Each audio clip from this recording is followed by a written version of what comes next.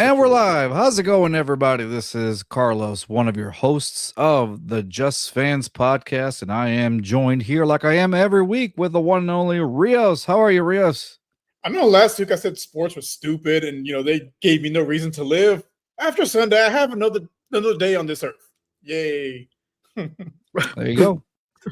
And today we are joined with our Titans correspondent. That's right. This man bleeds baby blue and red and you name it, all the colors.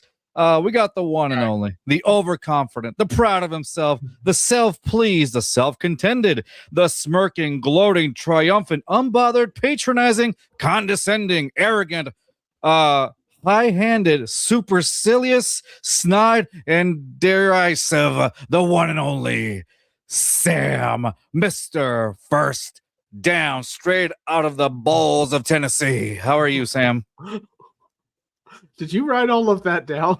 No, yes, basically. Okay, I was like, damn, that's pretty good. Do you like it? Yeah, I mean, I guess. Most as well man. I can be. Yeah. What's up, Daniel? smart. How's it going? What's up? Very Happy smart. Monday, man.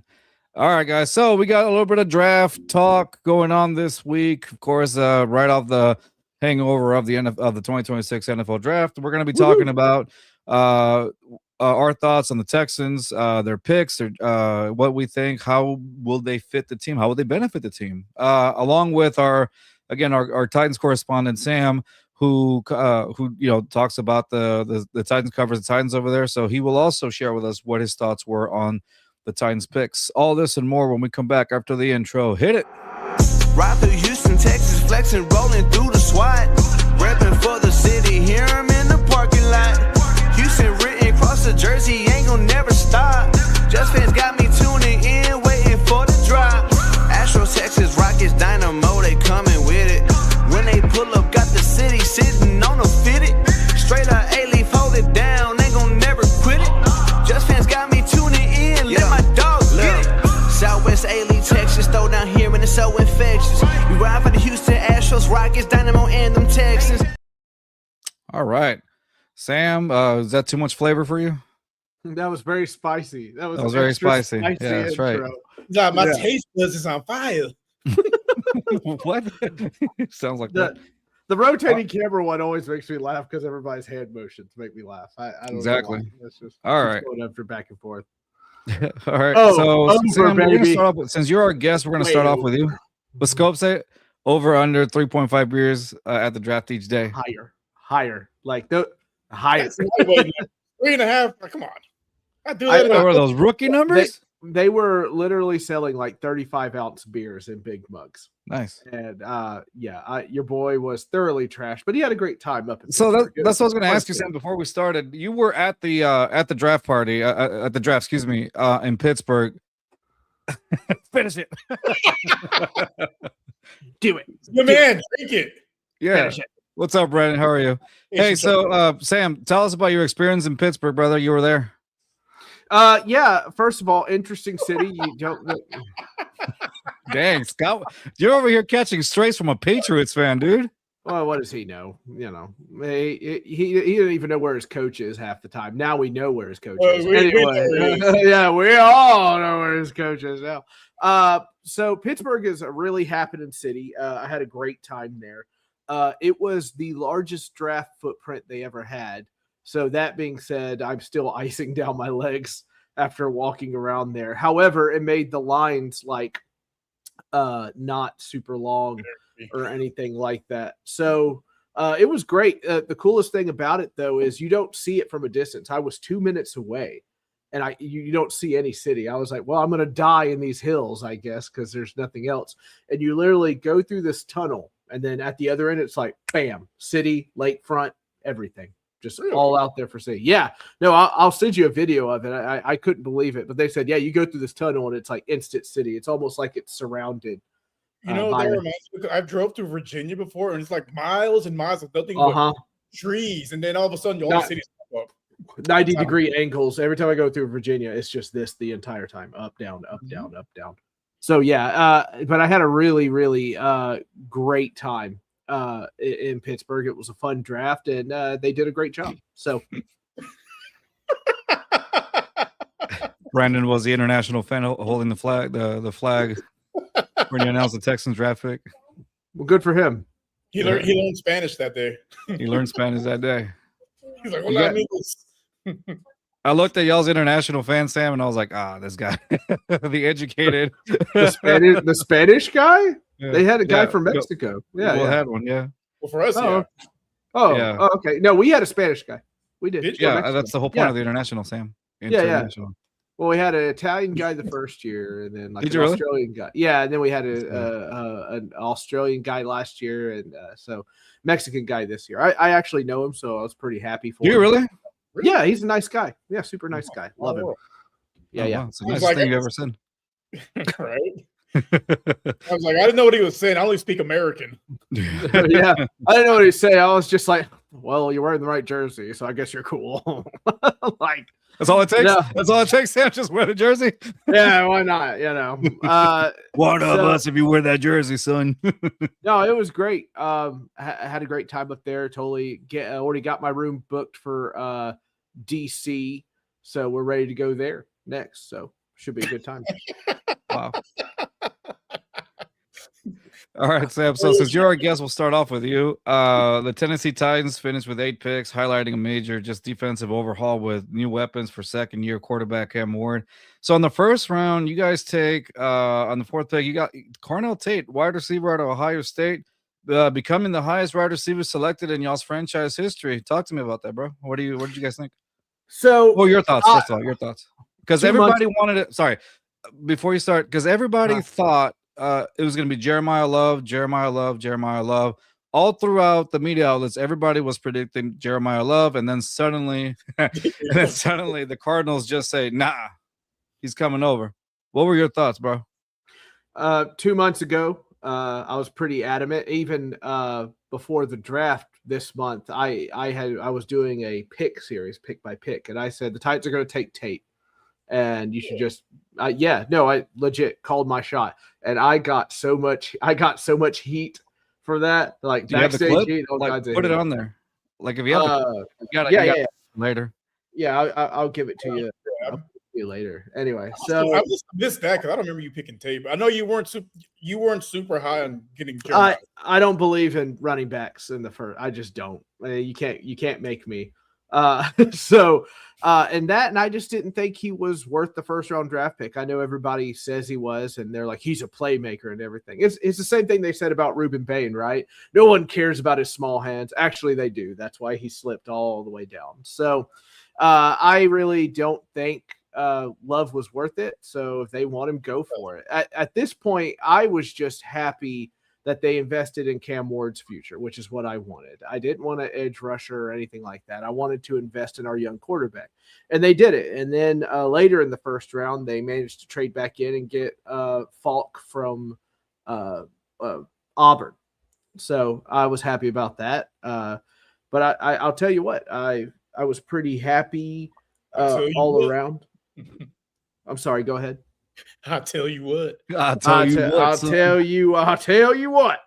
So, but yeah, no, I was pretty happy with it. But this draft, I mean, I don't know if you guys covered it or whatnot. I wasn't very wild about it. It's a good draft. It's not a great draft. You know what I mean? There's nobody really exceptional that I'm just really fawning over. I guess it depended on the position, though, because I think we talked about it depending. This was a very a draft that had a lot of. It was good for picks in the trenches. It wasn't a whole lot of safeties, linebackers. It wasn't a whole lot of corners, tight ends, running backs, wide receivers, quarterback. Really, that were like. I mean, wow. Nothing after Mendoza. It just kind of. Nothing. Rams. Why you believe in fucking Ty Simpson? Because. What the fuck? Like even the coach. Listen, I was around the Rams fans when that happened. Oh yeah, explain that. Oh, so I'm around that. I'm around that, and I am probably 16 beers into this point. So I am rolling, and I picked Tate, and the other Titans fans they were looking at me like, "Oh, you think you're so smart?" I'm like, "I am right now." All right, so cash me outside. Talk about that, You are outside. Like, sir, we are outside. The Rams, the Rams fans are like, here we flip and go. And they're starting to rattle off who's left on there and everything up there. And the guy comes up, says, Ty Simpson. And it was just silence. Then this guy, this giant man in a Rams outfit. And he's got a giant Ram helmet, like curves all the way back. And he goes, mother trucker. And he just he slams. Yeah, okay. I didn't know where we were on the whole cussing thing. So it's just fans podcast. You're fine. He drops the F-bomb, and I said, ow, my virgin ears. So he goes crazy. Unbelievable. And all the fans around him are like, oh, I'm really going to have to drink this off so I feel better about it later. That they were not happy whatsoever. I don't think Sean McVay was happy either. You saw that no. expression? Yeah, no, it was coming through on the phones and everything. Mm.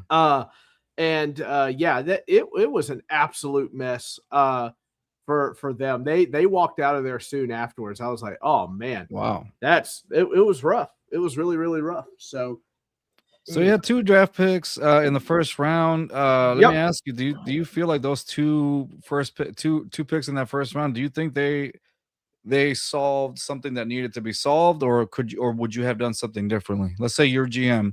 Well, would you have done something differently? You would have kept it the same thing with Carnell Tate and Kendrick Falk.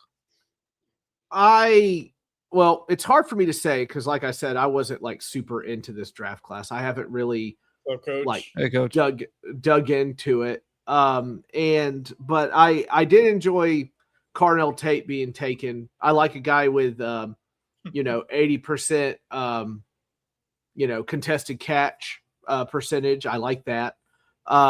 And things like that. So I felt good about investing in the quarterback. Coming in for Falk, I mean, we'll find out years from now in a novel if somebody else was going to go get him or not. I don't know. I don't know. As far as Edge, if you go look at everybody's draft grades right now, it's grades being what they are, right? Are all over the place. They don't make any sense. If you go look at people where they had edges ranked on a list, you're going to get 8 million different answers all the way down. Mm-hmm. So I wasn't really sure where to place him. I'm glad to have him. He has the measurables or whatnot. He had a great 2025. He did not have a great 2026. So I don't know how anybody measures that and tells me what's great, what's not great, all that stuff. I will say this later on, though, I was pretty happy to get Coogan from Indiana. I thought I didn't think he would be there. And we need center help. A lot of us need center help because freaking the Raiders decided to overpay heavily, and now all the other free agent centers like, oh, that's pretty good cash there. I'd like some of that, Yeah. And the rest of us who need centers are like, well, guess we're drafting one. So yeah, basically, like fuck you, Raiders. So one of the guys that we covered in our other show, that the Titans picked was in the fifth overall pick, 142, Fernando Carmona, guard out of Arkansas. Yeah, I liked him because he you can use him interior, but he's one of those swing offensive line guys. You can kind of move him around. He's very versatile. So I think he brings a lot of pretty good things over there for you guys. Obviously, it's culture and depth. He was a tackle obviously for most of his life and most of his career in college, and when he was in San Jose State as well. Just interior line. He's very powerful. That's the thing. He has a lot. He brings you a lot of power to the line. I mean, he's 6'5", 325 pounds. Yeah, like big dude. Big dude. Yeah, he's an anchor. Like he gets his hands on a defender, and he's just very difficult to bull rush. I think in the combine, his 3-cone time was like 7.5, which is big for a guy like that. Absolutely. His foot quickness. Happy to have him. Yeah, lead block screens that were for him, but the only thing is for him is just the run blocking is a little inconsistent. That was a big thing that I covered on him. He's just a little inconsistent. He can be a little bit off balance against the quicker defensive tackles. That was the main thing on him. But I think that's a good solid pick for you guys. I actually agree with Brandon there. The third round was wishy-washy as all hell. It was a tough watch. Like I said, it was a good draft for the first 2 rounds as far as depth in the trenches, but after that, it was it was not very great. I was sitting there like, yikes. What's up, Albert? it was interesting to see how people were going to draft there because you had some people trading out, some people trading up. Yeah. And you just kind of got stuck with some people staying put. You had the Jags doing something I had no idea what the hell they were doing. They were all over the place. Yeah, that describes their entire franchise history. I guess, but it was just really weird. It's going to be an interesting season. They could prove us all wrong, but as far as like guys high on lists or whatnot, I did not see the reasoning for them picking who they picked when they picked them. Yeah. For you guys, like you had we know how we were talking about the third round. You had Anthony Hill, and then suddenly nobody until Fernando Carmona, like in the fifth round. Mm-hmm. Yeah, and I guess there was not, like Brandon said, I guess there was nothing really to go around in the third round. No, there really wasn't. Saleh made it clear that he really wanted that linebacker out of Texas. So they said, okay, I'll go get it. I'm not going to have a fourth round draft pick, but I don't think anybody was really sweating. Like I said, this draft is just what it is. So I think you traded up with Chicago, right? I think it was Chicago. 69 pick and the fourth round pick as well. Yeah. Mm-hmm. Got him for the coach that said he wanted him, and all that. You're lucky that you got Coogan down there, which I really like. Singleton, was it Singleton? Yeah, was the interesting pick for me there. Oh, in the fifth round, Penn State. Yeah. I like that pick. Penn State, pretty good at running the football with him last year. So I am very fascinated with that pickup there. I think most people should be. Maybe it's sneaky good. I don't know. Man, I just, I go to the drafts every year and whatnot, but this is like the first one, like looking at the draft, at the players and everything, that I'm like, all right, well, let's see what we can do, and just kind of sit back and see, like, okay. Like, I told my brother-in-law today, he was talking about the Colts draft. I was like, can we all just have a mulligan for this draft? Because he's a Colts fan, right? Yeah, he's a Colts fan. I saw him with the jersey. I think that was him. No, you know who your brother-in-law reminds me of? This is not a diss at all. You ever watch the Outlander? Yeah. The bald guy in Outlander. Yeah, I'm with you. That's actually who he reminds me of. I was talking to my brother-in-law, but that is actually my wife's cousin who got this whole thing started. He said, hey, really? Let's start going. Yeah, he said, let's start going to all the drafts. So I was like, cool. So we just started going to all the drafts. Hey, there you go. Found us a good deal. If I don't feel like covering the combine, I'll do a draft or something. Yeah, go for it. Go to DC. Just I wouldn't walk outside the Why, you're going to storm the Capitol there, Sam? Yeah, that's why not. Second time's a charm. Anyway. Oh, geez. This time's going to be really different. We're going to go after some conservatives too. So it's going to be a little mix up. It's going to be a little mix up. It's going to be fun. Oh, man. Okay. So other than that, hold on. I have a QAnon puzzle to solve. Give me a second. So after all that, what would you rate your the Titans draft if you were to grade it A, B, C, D? I put it at a B. Yeah, Outlander the Scottish show. I put it at B. I put y'all at a B as well. That's going to be a consistent one. C is the only one I have for Jags. I have C ? By it because Remember the movie Anchorman? Yeah, I'm Ron Burgundy. C. Yeah, I'm Ron Burgundy. No. So I have us all at a B just because I just looking at the players, I was like, it was solid, but not spectacular, I would say. Right. Nobody's really like, oh boy. Like to me, I look at this whole draft and Singleton, Coogan, and Tate are my big three. And I was happy to have them. Everything else, I'm just kind of like, yeah. Sweet, Brandon. Oh, nice. I'm trying to take the wife there one day when we go to Ireland. Scotland? If you haven't watched that show rules. Outlander. Scotland and Ireland are two different countries, sir. Oh, yeah. Well, that's why I don't teach geography now, aren't I? as stick with maths. as a 30% Scotsman, I can tell you that you're a different country. Yeah, you wore a kilt. I wore a kilt to your wedding. I remember I saw your pictures. Yep. Yeah. Mm-hmm. God, I hope you're wearing something. William Wallace is rolling in his grave right now. Would you like to know? This country like that. Yeah, Scotland, shut it. Anyway, but just bring me a bottle. Do it again. Do it again. What? Do What? something. Bring me a Do bottle. Yeah, Bring me do a it. bottle. Boy. Oh, With shut the Red it. Bull. Yeah. Hey. Let's Be a sing man and another drink a song Shannon about. like Rios. Let's sing a song about dying and drinking. Everybody loves those. We call those I don't know. Corridos in our country. Yeah. It's a Mexican folklore. All right. Boy. So now for the Texans, like Nick Cassero just, still lived up to that trader reputation. I used to look at William Wallace Monument wondering what it was when I walked outside.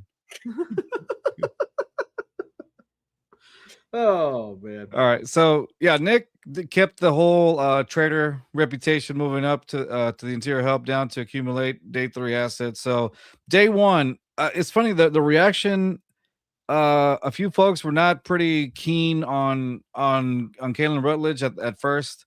Guard out of Texas, out of Georgia Tech, and that's because they traded with Buffalo. The Texans moved up from the number 28th all the way to the 26th, literally just two more picks. Some people online were saying that it wasn't worth it. Some people say no, they needed to because they were I think rumored that Tennessee was one of those teams that was actually looking into that, and then the 49ers. The 49ers also as well that were looking into it. Who knows? But at that point, the Texans did what they felt needed to be done, and they moved up to the 26th, and they traded with the Buffalo Bills. Texans moved up from number 28, given the number 28 and the number 128 to Buffalo. So, and Ravens, thank you. Yes, that was another one, the Ravens. So there was a few teams that were targeting, rumored that were targeting Rutledge out of Georgia.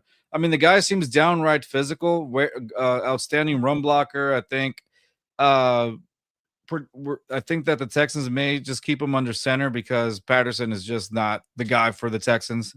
Absolutely not after last season. And then but this guy, he wasn't really a center thing. Correct me if I'm wrong. He played center once or twice or something like that. He took a few snaps during the season, but he didn't really play center till the Senior Bowl. Right. We did a live reaction to the draft, and I can admit I was one of those. I was questioning the pick a little bit because, again, I looked into it like he didn't play center full time or even part time. He took a few snaps here and there, and didn't. I remember our group chat after you picked. I looked it up, and I was like, "Uh-oh!" Yeah, I just went down. Yeah, I can admit I was not happy at first, but the more I looked into like his like the tape, and then just seeing more and more from him, like, you know what?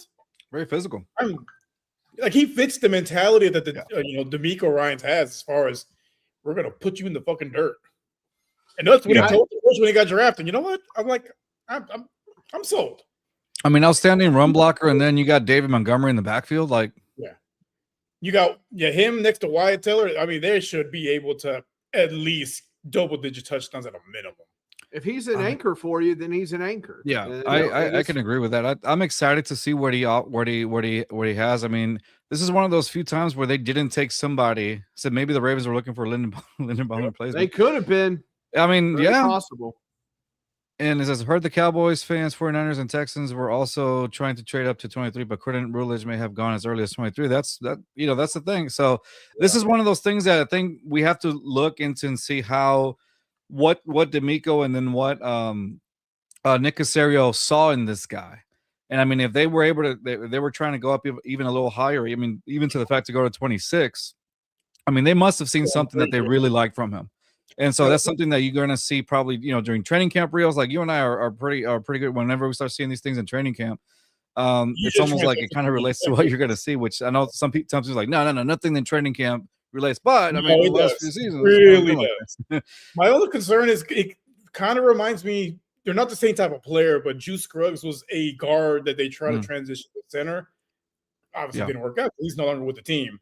That's my only concern. But someone brought up I think it was our good friend Houston Stress brought up a good point. They're not the same type of player profile. They're not. Personalities. You know what? And I'm starting to see it now because I've turned around on it. And I'm actually very excited about the pick. Like I said, he just needs reps at center. But I think once he gets it down, you got a solid line for the next couple of years. I mean, based on his physicality, he's got to be an upgrade over Patterson.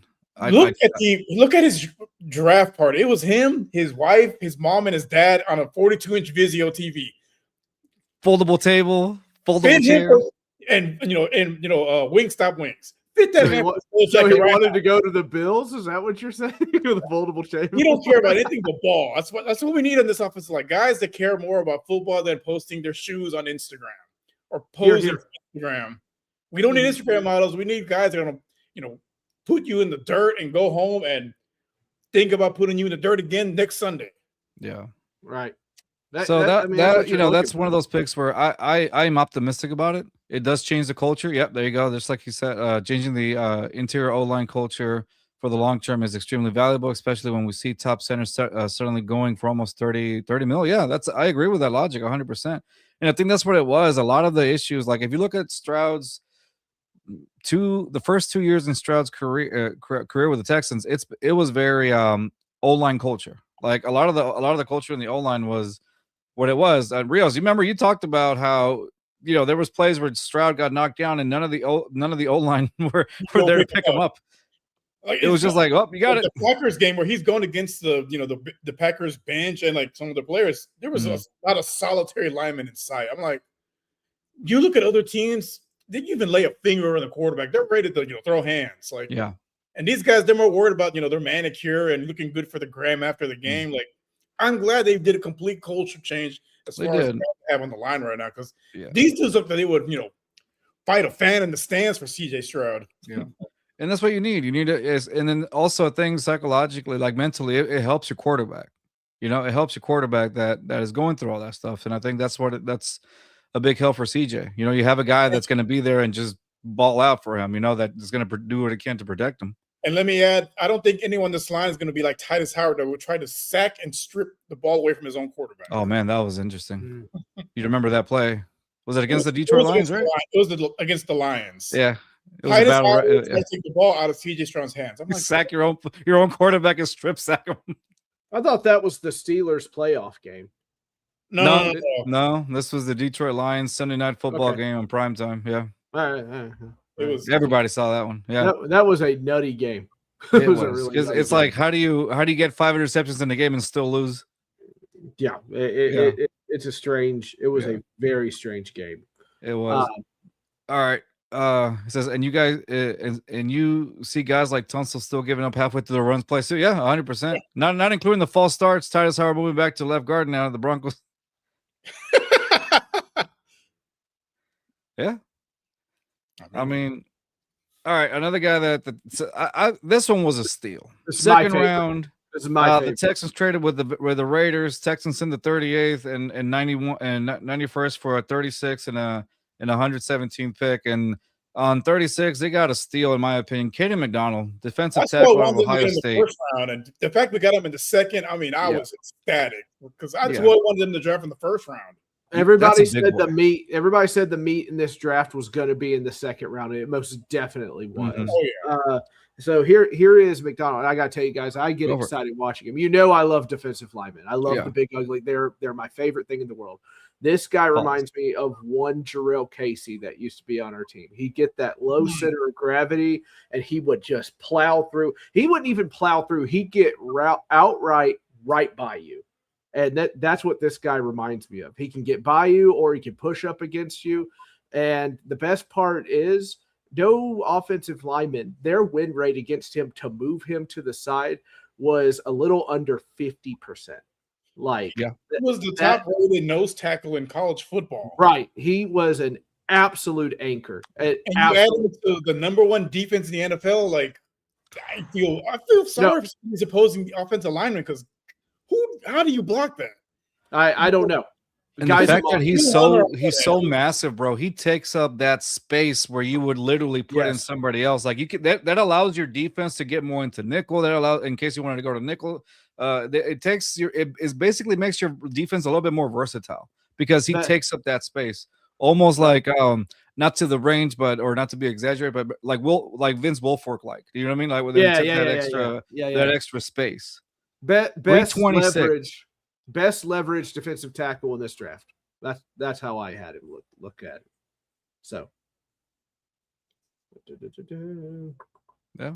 Yeah, I mean, and like you saw the emotion on his face when he got drafted, like just he was. You can feel it, like it was. And then when his little brother was his little the brother, nephew. Oh, dude, that was I'm wild. I'm at work, like, man, I'm not trying to cry at work. What are we doing, guys? Real's trying to sell a car at work. You want to buy this Chevy? Just take it. Like, who the hell's crying so loud? Shut up! I'm trying to sell his car. So it comes with quota. It comes with 4-wheel drive. No, but I mean, like, yeah, heartstrings. I mean, that's what the draft is about, man. Like, these guys are living out their childhood dream, and it was so cool to see him. His reaction, and then the little interview with his. Was it his little brother or his? It was nephew from what I read. Oh, okay. Yeah. It was a nephew from what I read, but that was interesting. This Chevy will put him in the dirt, just like Hayden. Right. Yeah, no, exactly. I honestly thought that was a steal. That to me was, as soon as I saw that come across, I was like, oh, they did not. Watch out, offenses. He was one of my favorite. You allowed the Texans to do this? Like this is wild. And this is going to be great for the for the interior line, of course. Good luck with the runs. I was intrigued with this one. And to be fair, these first 2 picks, those were areas of need that Rios and I had talked about. Guard, defensive tackle. Some people thought they were going to go with defensive tackle first and then guard because of the acquisitions that the Texans had during the offseason with Braden Smith and Wyatt Teller. And so they Rios and I mean, we even brought this up, Rios. We said, hey, that gives you some leverage now in the draft to pick just basically whoever the hell you want. And they went with Kalen Rutledge, which is another guard. And then I mean, I thought they actually were aggressive this time around in the definitely to solidify that O-line, which is something that they hadn't done before. They went after the guys that they wanted. Like, it wasn't just whoever falls to us. Like, it wasn't last year's draft, for example. This year, like, they made a consensus effort to trade up and get who they wanted. Guys that were going to fit their scheme, fit their culture. And I mean, both those dudes, like, they embody what D'Amico preaches, every Sunday, man. Like, just relentless pursuit, whether you're, blocking or trying to sack the quarterback. Right.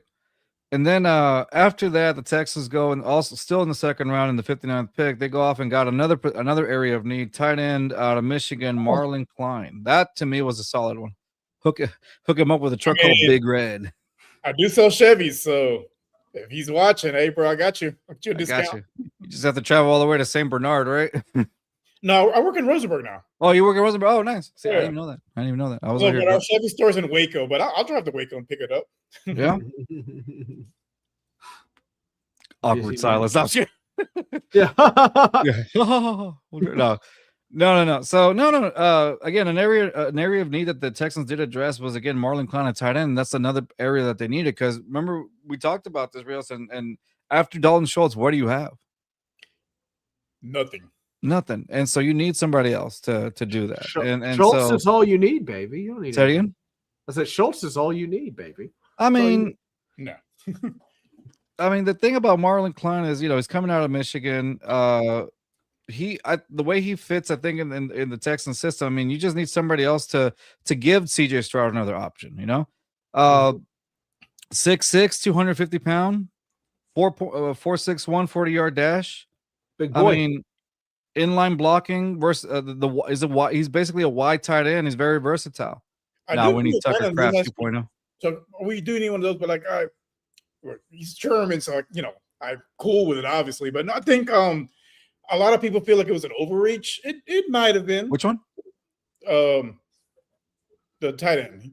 Everybody reached this draft sometime, though. You know what I mean? And you did it. He was overdrafted. Like, you had better play. Like, one of the examples is people wanted the linebacker from Texas, but like the Texans didn't interview him. They clearly weren't interested in him because D'Amico has a huge say in this draft. And if he didn't want him, like, I don't understand why some of the fans are like, oh, we should have took the linebacker from Texas. I'm like, D'Amico didn't want him for a reason. Like, this guy, I mean, don't get me wrong. I think the linebacker to me was another area of need. But you do have EJ Speed, you do have Henry To'oTo'o. not for this season, but at least for the following, you know?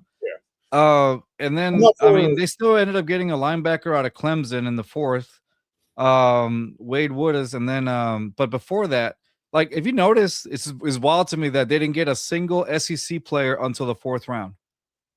Because normally D'Amico's they're very SEC friendly guys, especially from Bama, Georgia. Yeah. Like, no, but like going back to the tight end, like, so he didn't have a ton of production. I know some people bring up the fact that he had more drops than touchdown catches, but you got to keep in mind who was playing quarterback. Who was a freshman. If he was playing with, you know, what's his name from Minnesota? 9, whatever. I can't remember his name right now.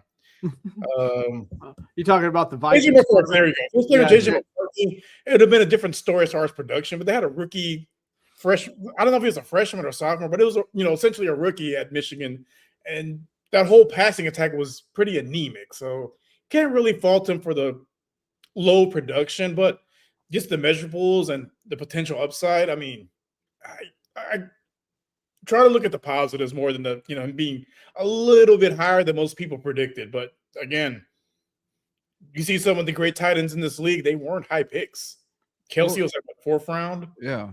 I mean, Gates was undrafted. Tony Gonzalez was like the middle of the draft. Like, you just never know. And that's the thing, like Dalton Schultz, you know, you can call him your chain mover, right? That's the guy that's going to get you some catches down the field and things like that. But with Klein, like, he's got like a high ceiling. He could be a high ceiling project. You could eventually have them become like just a dominant two-way force. I think he gives the Texans just basically a little heavy personal option without sacrificing the stretch on the field vertically. And I think, you know, this is some guy that you can coach up, eventually mold, you know, because you don't know what's going to happen. You have Kate Stover, who's injured.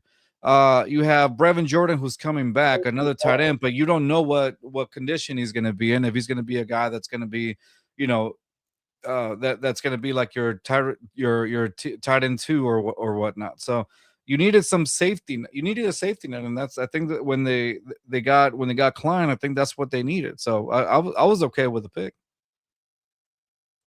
Yeah, Brandon raised a good point. Mm-hmm. Because he's, you know, a blocking tight end, but like there is upside there. And like I said, you know who else is a blocking tight end? George Kittle. Well, then look, and Nick Caley has a lot of experience with tight ends as well. Former tight ends coach. Yeah, he's a former tight ends coach. So if anybody can develop this kid into something, it's definitely this guy. League's changing back to a running league again. It's going to happen sooner rather than later. So you might as well be prepped for it if it does the next 5 or 3 years. Yeah. Because thinking about it, like 7-8 years ago, it was, you know, very pass happy league. Oh, yeah. Multiple quarterbacks throwing 4,000-5,000 yards, 30, 40, 50 touchdowns. Now you don't really see that because there's a lot of cover too. Everyone's they all adjusted to Mahomes basically. Yeah. Take away the deep shots, and now it's a lot more dink and dunk on offense, few trick plays, but teams that are successful are the ones that can consistently run the ball. And that's the thing, and like you said, it's coming back. And to your point, I mean, think about it. They were at the points where they're like, "Who's paying running backs anymore?" Well, now it's going to be one of those things. So the Jags coach and the Texans OC both come from the McVays. Yeah. Oh, I agree. We hired the guy that got McVay's coffee on our team. Say it again. We got the guy that makes McVay's coffee on our team. We also have his door dasher. So nice. Yeah, everything's coming up. Whatever it takes to win. I guess. So in the 4th round, 106th pick, the Texans do choose Fabechi. I'm gonna murder that name. Yeah, good luck. Yeah, and another guard, just adding more to the depth. My favorite part about that pick was, you know, it was announced in Mexico by the lovely Raquel. Yeah, that's true. He's like a few of my stuff on Instagram. I'm like, she sees me. Yeah. And that coincidentally, Rios, this actually came from the pick that was acquired from the Washington Commanders in the Laramie Tunsil trade. This is the last piece of Laramie Tunsil that the Texans have. Right. Not just, well, you know, besides Raquel announcing the pick and the enthusiasm, also his dad's reaction. That shit was priceless, man. Yeah. His dad was just on cloud 9. Which you love to see, man. Like it was awesome to see. Yeah. I think his dad was more excited than he was. Yeah, I mean, can't show with all the enthusiasm, now, can you, Rios? No. Then also in the same round, in the fourth round, they got the Texans got a linebacker out of Clemson. That's for the trade with the Chargers. Texans sent number 117 to move down to 123 and to number 24 again in true Nick Caserio fashion. Yeah. But linebacker is an area of need too. It's an area of need, but not an immediate area of need like some of the others they address. Yeah, and I think that's why it wasn't like up in the higher. Like these guys, it's more for depth or to step in for like injuries happen. So these guys are just spot fillers essentially. Mm-hmm. I think he could be a coverage linebacker. He was very good at covering people in Clemson, so he could be a package guy. That would be my guess. Not great in coverage, so I mean. If he does have to step in for toe-to-toe, he can.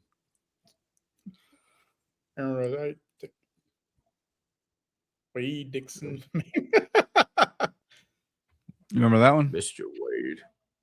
Oh, my God. Dixon my ass.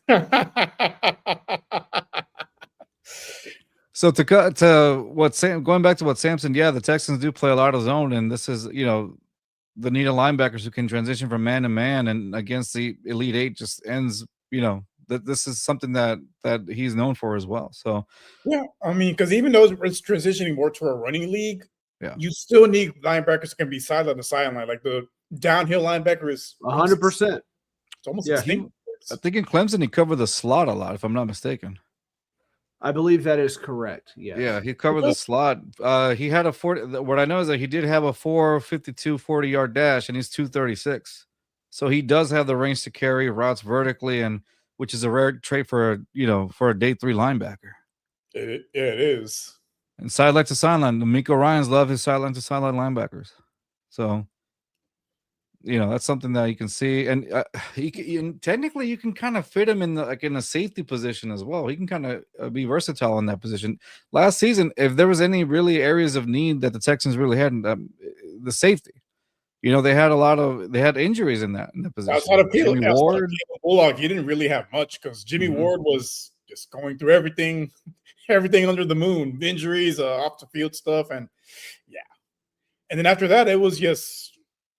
Plug and play, just hope for the best. Please don't give him a touchdown. Yeah, and then they got Kamari Ramsey, a safety from USC. Love this one. Huh? This guy, I love this one. I did too. Kamari Ramsey he projected to go in the third round. Yeah, he flipping. Watch him come out of that safety position at a running back. It's like a man possessed. It's really fun. It's really also this was also a pick that was acquired from the Browns in the Titus Howard trade. So. No, it's funny because a lot of analysts are like they didn't expect this guy to be available this down in the 5th, right? Yeah. He was a day 2 pick. Day 2. Most people's draft. I like it. It's another steal, honestly. I like him. Isn't Kalen out of USC as well? Yep. There you go. Yeah. Let's see. Then then they got in the 6th round. They got Lewis Bond, wide receiver. I think that's out of Boston College. Yep. Is it 9 months ago, and people were saying Kamara Ramsey was a damn near a second Caleb down? Yeah. I mean, speaking of Caleb, I'm surprised he lasted. I did too. I was a little taken by that. But I mean, what a steal for Dallas. I mean, agreed. Still. Oh man, Caleb Downs. He was one of the few people in this draft that I was like star, like just clicked on it, star. One of the few truly cornerstone players. Him, Jeremiah Love, and Mendoza is probably about it as far as cornerstone players for a franchise. And then finally, the Texans in the 7th pick, they got Aiden Fisher, a linebacker out of Indiana. Another linebacker. National champion, by the way. Yeah. Bond, real quick though, Bond graded high on hands a lot, very reliable hands. So there's that. I don't know what else you're gonna really get from that. It's a late round draft pick, but having reliable hands is having reliable hands. So. I mean, it is where it is, and you never know how far this guy can elevate. Could be a kick returner, could be somebody that really helps out in depth. Also, kick returner, maybe? Well, I think with kick returns, you got Jalen Noel, who I think they're said that they're going to stick with him unless Mm-hmm. Unless they really believe that Jalen Noel is going to be the slot guy, you know. But then again, you got Tank Dell Tank Dell's wideout. Sorry, not slot, but yeah, he's not really a slot guy. You never know. That's the thing. As far as with Jalen Noel, so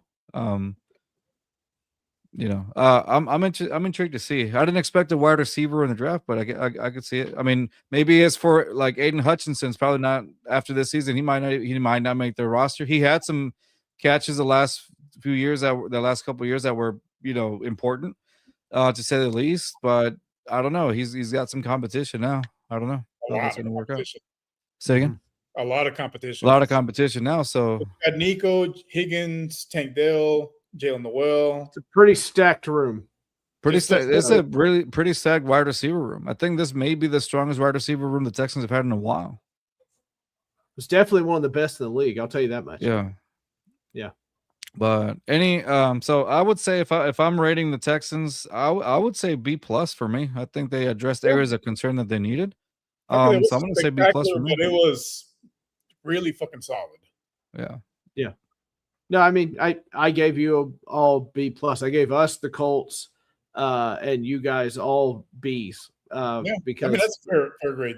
Jaguars, I gave them a C. I gave them a C. I don't know what they're doing. It was just kind of like this one and this one and this one. It was very strange. And by the way, for those listening out there, if you guys want to talk about the color, Sam's the guy to do it. So you know what's coming. You know what's coming.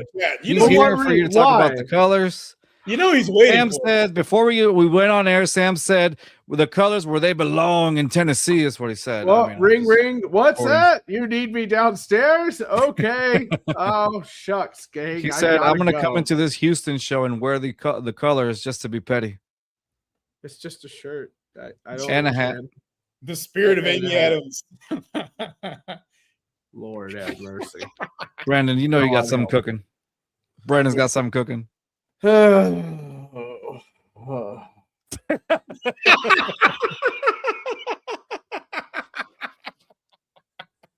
love it.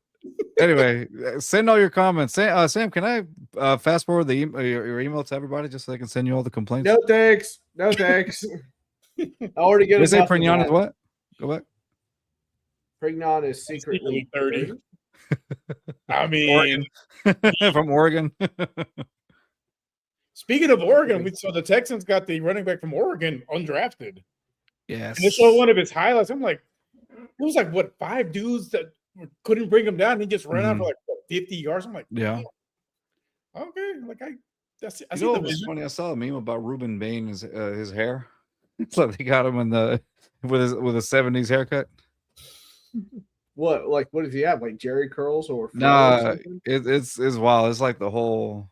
I don't know. Like you know, y'all see my forehead. Like this is like we got. I think he still beats me in that, and he's way younger than I am. Okay. Show your forehead, Sam. The undrafted. What'd you say? Show your forehead. Let the folks see how your 5 head looks. Dang, you can land a plane on that. Yeah, look at that. Just clear white strip for everybody to land on there. It's hard to miss. It's hard to miss. Yeah. You see his clear white strip and then the sky blue right here. I would keep an eye out for Tyron Montgomery. Yeah.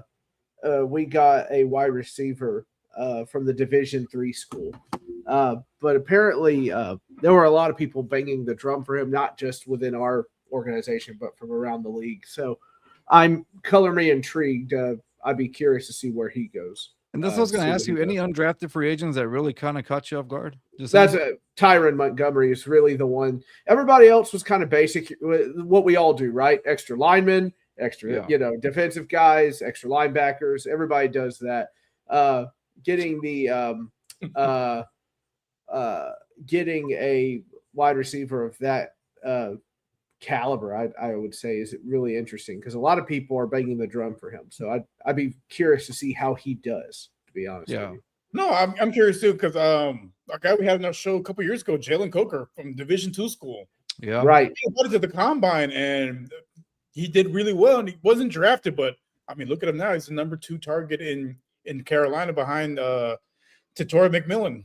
And that was a pretty fun one because I reached out. I reached out to a few players and whoever answered kind of like when we didn't do it this season because we were just busy. And that's one of our key things in our show is just talking to the prospects, right? We just didn't do it this season around because it's busy with stuff. And then so he was a surprise because he was coming from Holy Cross. And so, and so he kind of, we speak to the guys that don't really get the shine or whatever. And so Jalen Coker came in on our show and we just started talking. We had a fun conversation. We talked about Pokemon for a while. That was a good question. We talked about all these things. It was a fun little interview.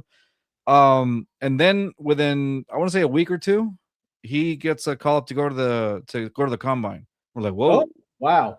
And and for a while we would message back and be like, oh dude, you got to message, you got to come back on the show after the combine, see how things were. It didn't happen, but he was, it was the fact that he was on it. And then this is one of our episodes that was most viewed with Jalen Coker. And then the fact that he stayed with Carolina, was he now in his second year with Carolina? Third year. Yeah. That to me, that speaks volumes. So I think this is his last season, right? His last in the contract. Yeah. It's a 4-year deal if you're not a first rounder. Right, exactly. So he the fact that he got on and we just add him on, him and another guy that we were supposed to have, was it Ian Wheeler from the Chicago Bears? Like he was a big deal in the. So speaking of Ian Wheeler, so I reached out to him recently because he broke the record in the USFL for touchdowns. Yeah, he did. He's in the USFL. Yeah. Oh wow, that was wild to see, man. I'm happy for the guy. Mm-hmm. No, good for him. Yeah, man. Are you guys shocked? Sonny Styles with Washington. Say again. Sonny Styles going to Washington Commanders. A little bit. Yeah. I thought he would fall just a little bit more. Yeah, he's still the first rounder, but I didn't see him going that high. Yeah. No, I didn't either. It just shows you how crazy this draft was. So let me show you the Texans list for 2026. I think it's the undrafted free agent for 2026. Give me 1 second. Mixon, Chubb, Monty. What is it? Read it. Monty, Marks, Whitting, and nobody younger than 25. Just 25, right? Hey, you do what you got to do, right? Yeah. Feel bad for Aaron Wilson. Answer 4 years of. Stop. You heard about that one, right? Sam. Whoa, not particularly. Okay, we'll tell you about off air. Okay. I don't want to say the word again. I said it by accident the first time. I'm not doing it again. Yeah. Oh boy. One of those happy accidents. Yeah. Yeah. Linebackers. I would say B+. Rios, did you give the grade for the Texans? I'm sorry. Yeah, B+ as well. B+, yeah. Titans, I think the same thing for B+. But yeah. I didn't hate the only one that question marked me was the Jags. I gave the same to all three of us. For Houston, my only question mark really is the tight end pick. But I mean, if it works out, I mean, if you could find a George Kittle type of tight end in second, third round, it's worth a shot.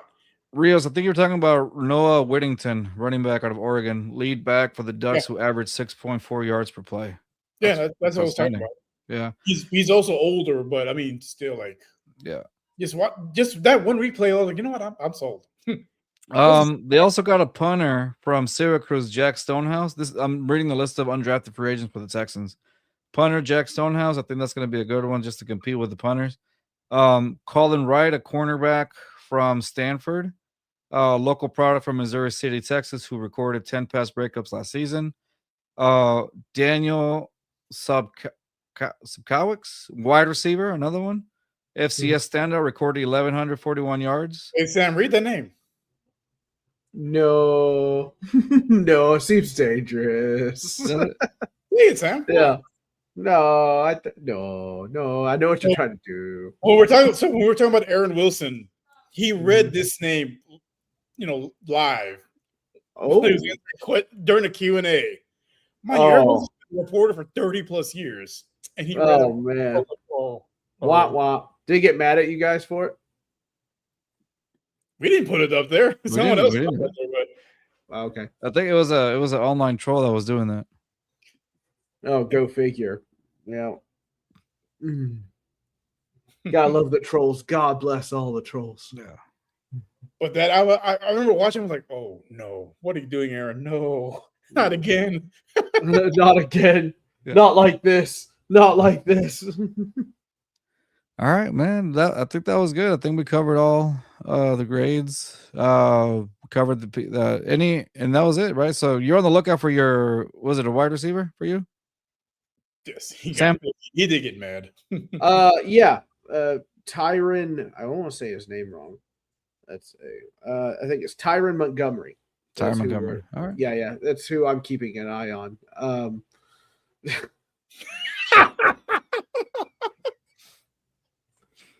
Oh, Lord have mercy. Rios is turning battle red. Oh my God. I didn't know that part. Yeah, I didn't either. That's wild. All right. Well, that's Lord gonna be have it for us. We'll be back next week. Hopefully Poppy shows up. Ooh. Oh, damn. Who? Poppy. Yeah. The third co-host you have, Yeah. Poppy. That guy. I mean, if we change your hue two shades darker, you're close to his color. Me? Just two shades? Him. I don't think so, brother. He's I glow not in the dark. I don't know, man. Sam's pretty pale. Yeah. Okay, maybe 4. We're going 6, bro. We're going 6. Yeah, that was a wild video. I will say, I was like, dang. I was like, oh my God. Yeah. Come on, you're doing this for 3 decades. Like, come on, you have to look at the name like that can't be right. No, totally. All right, Sam, don't leave. All right, y'all. That's gonna be it for us this week. If anything, please check out Sam's channel. I think he has it right there next to his name at Mr. First Down. Is that correct? That's our YouTube channel as well.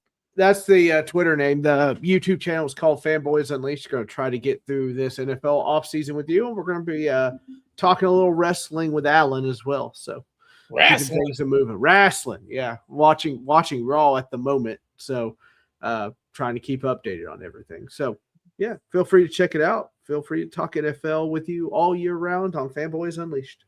So sounds good. And that's going to be for us. If you have not subscribed to the show, please do so. That'll help us out a lot. And follow us right there on our YouTube channel. Subscribe at JustFans22. Follow us at our Instagram account at JustFansPod, just like you see it there. That's going to be it for us this week. We will see y'all next week here. Same place, same time. I think it depends if we're late or not. But that's going to be it. All right, guys. See y'all next week. Peace. bye. Southwest A-League, Texas. Shut up, Sam. Southwest A-League, Texas, throw down here and it's so infectious. We ride for the Houston Astros, Rockets, Dynamo, and them Texans. If you ain't never been down here, but rule number 1, you gon' respect us. Just fans in my speakers, new one drop, they bout to bless us. I might right through the SWAT, playing just fans right through your